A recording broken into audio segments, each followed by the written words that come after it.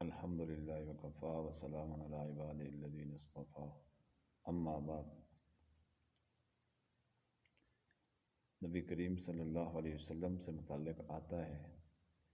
کہ جب رمضان المبارک کا آخری عشرہ داخل ہوتا تھا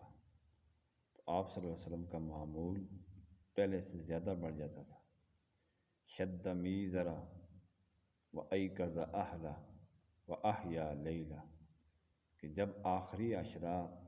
رمضان المبارک کا آتا تھا نبی کریم صلی اللہ علیہ وسلم کمر کس لیتے تھے اور رات بھر جاگتے تھے اور گھر والوں کو بھی جگاتے تھے۔ اب اس میں جو یہ بات ہے وہ دیکھنے کی یہ ہے کہ نبی کریم صلی اللہ علیہ وسلم تو معصوم تھے، ان کے ذمے ان کے اوپر کسی قسم کے صغیرہ کبیرہ گناہ نہیں، ہمارا یہ ایمان ہے، لیکن اس کے باوجود وہ عبادت کا کتنا زیادہ اہتمام کر رہے ہیں۔ تو یہ اللہ تبارک و تعالیٰ کے ساتھ محبت اور شوق اور لگن کی بات ہے۔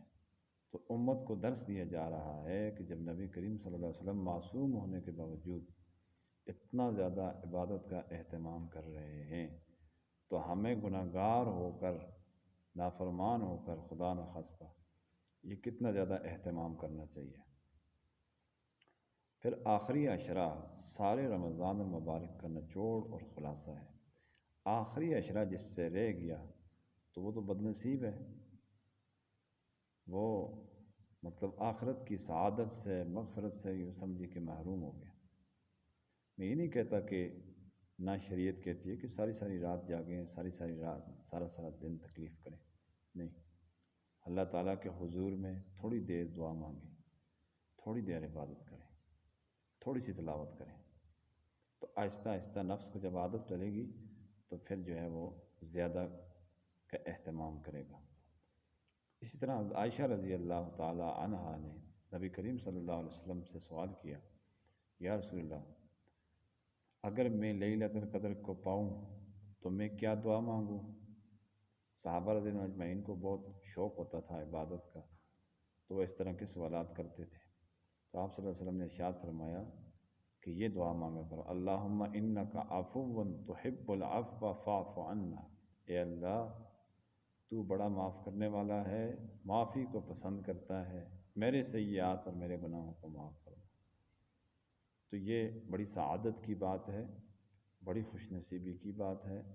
تھوڑی دیر کے لیے اللہ رب العالمین کے حضور میں تنہائی میں بیٹھ کر مرد بھی، بوڑھے بھی، جوان بھی اور عورتیں بھی اس چیز کا ضرور اہتمام کریں، دعاؤں کا، اور خاص طور پر جو آخری عشرہ ہے اس کے اندر اہتمام زیادہ کریں، زیادہ کوشش کریں کہ اس کے جو آخری عشرے کے جو اوقات ہیں، جو وقت ہیں رات اور دن کے، وہ بہت ہی زیادہ قیمتی ہیں، طاق راتیں بھی اور جفت راتیں بھی، پھر طاق راتیں اور زیادہ قیمتی ہیں کہ اس میں لیلۃ القدر کا امکان ہوتا ہے۔ اس لیے بجائے وقت ضائع کرنے کے، بجائے فضول گپ شپ لگانے کے، اور غیبت سے تو بہت زیادہ، جھوٹ سے تو غیبت سے بہت زیادہ اجتناب کرنے کی ضرورت ہے۔ اللہ تعالیٰ ہم سب کو منحوس گناہ غیبت سے اور خاموش گناہ غیبت سے اور جھوٹ سے روزے کے دوران خاص طور پر اور بالعموم عام طور پر نارمل حالات میں ہم سب کو ان دونوں گناہوں سے بچنے کی توفیق عطا فرمائے۔ وآخر دعوانا الحمد للہ رب العالمین۔